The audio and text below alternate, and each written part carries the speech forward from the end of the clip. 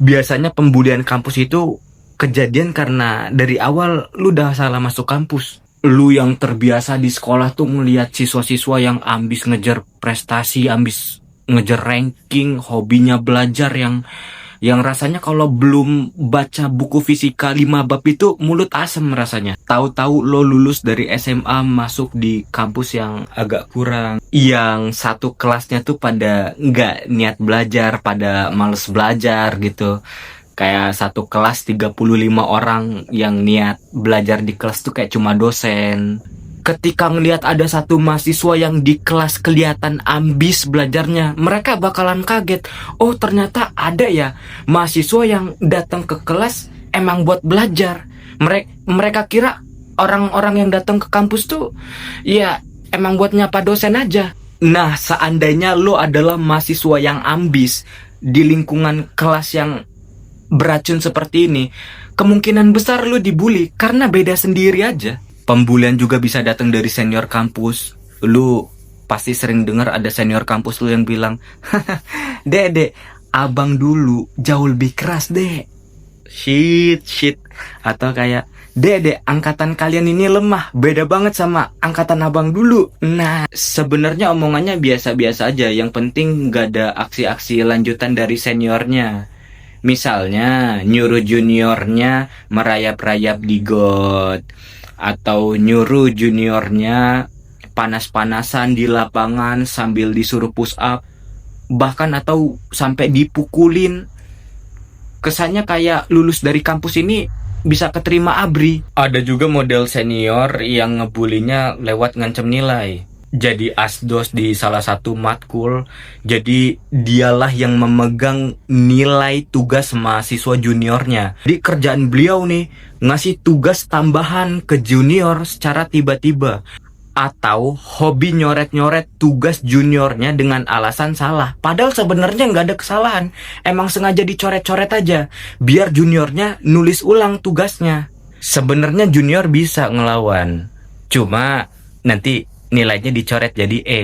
Cutting modelan gini juga bakalan nyuruh lu aneh-aneh, nyuruh lu bayarin table mereka, nyuruh lu beliin makanan minuman untuk dikirim ke kos mereka dengan dalih tes mental, atau cutting ini ingin mengayomi. Menurut mereka sih biasa aja, soalnya di zaman mereka juga ngelakuin itu ke cutting mereka.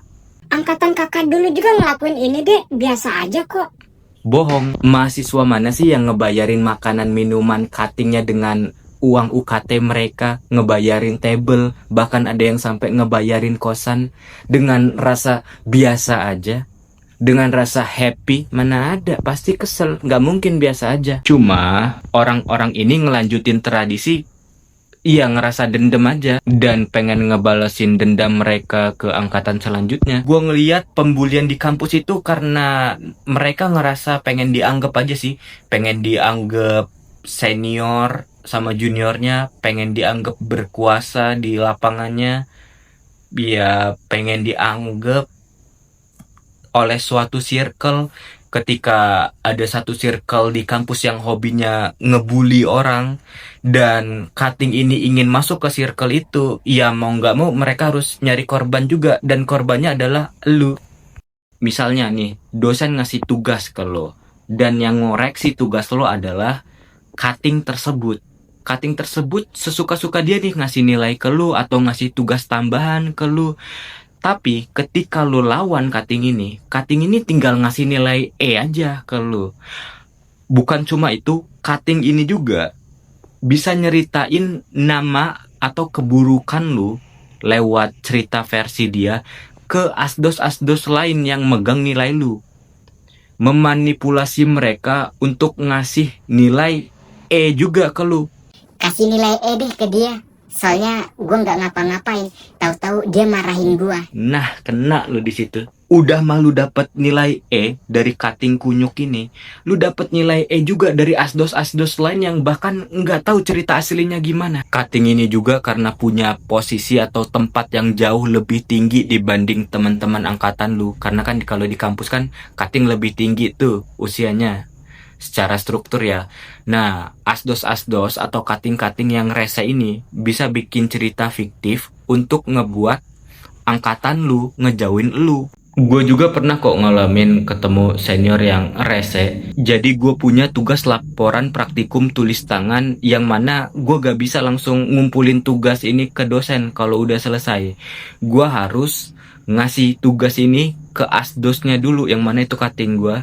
Gue harus ngasih tugas ini ke cutting buat dia cek apakah tugasnya udah bener apa belum sebelum ngasih ke dosen. Cuma karena cutting ini rese, ketika cutting ini ngecek laporan praktikum tulis tangan gua, ternyata di tulisan ini kurang tanda titik. Dan cutting ini pengen nyoret tugas laporan praktikum gua. Seandainya nih cutting ini nyoret laporan praktikum gua di bagian paragraf yang gua kurang tanda titik, mau gak mau gua harus nulis ulang laporan praktikumnya dari awal karena udah dicoret sama cutting ini, sama asdos ini. Gua males capek ya kan, akhirnya mencoba nego ke asdos ini. Gue bilang, "Bang, tolong bang, tanda titiknya bisa gua tambahin sendiri kok, gak perlu dicoret." Apa yang dilakukan cuttingnya adalah tetap nyoret laprak gua di hari itu. Jadi mau gak mau gua harus nulis ulang lagi di halaman yang sama, mulai dari awal lagi karena udah dicoret tanda silang gede menu halaman. Setelah gua ngampus beberapa lama, akhirnya ada cara biar kita ini bisa aman dari cutting-cutting kayak gini. Caranya adalah ngasih ego mereka, ngasih makan ego mereka yang ingin divalidasi. Ketika mereka cerita tentang sesuatu, gua berusaha untuk jadi orang yang seakan-akan ada di pihak mereka, padahal di belakang mereka gue ikutan menghina dia bareng teman-teman gue yang lain. Tapi ketika di depan dia, gue jadi orang yang, oh iya juga ya bang, lu bener juga, wah keren banget bang. Nah kayak gitu, gue berusaha berada di dekat mereka. Ternyata itu adalah cara yang paling aman. Tapi gue pun gak yang berusaha terlalu deket, karena capek juga tau. Kalau setiap ketemu orang muji-muji terus tuh kayak capek gitu rasanya. Gue berusaha deket tapi tetap ngebatasin jarak. Yang penting gue gak kelihatan ngejauh dari orang ini atau kelihatan kayak orang yang benci sama orang ini.